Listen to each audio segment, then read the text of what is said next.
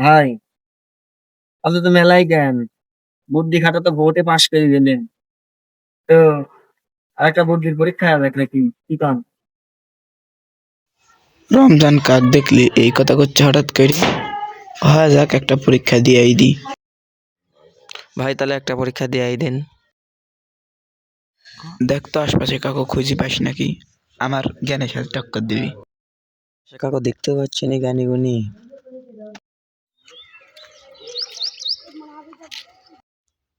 ওই যে একটা মাদ্রাসার পিসি হুজুর আসতেছে, ওই দায় পরীক্ষা করি ভাই। আচ্ছা লে।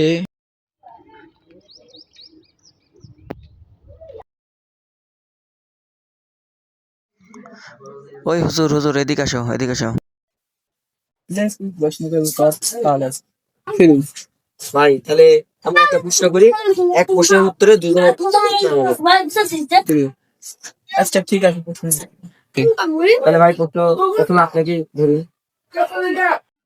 ভাই তাহলে কোন ওই যে সামনের পুকুরে কয় গিলাস পানি আছে? এটা তো সহজ প্রশ্ন।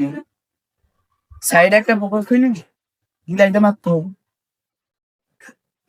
এক গিলাস কেন আছে তার।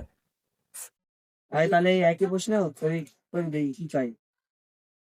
প্রশ্ন তো শুনলেই মেমার সাথে উত্তর দিলে, তাহলে তুমি মেমার সাথে একটা প্রশ্নের উত্তর দিলে, প্রশ্ন তো তুমি শুনেছো, তাহলে তুমি একটা উত্তর দাও।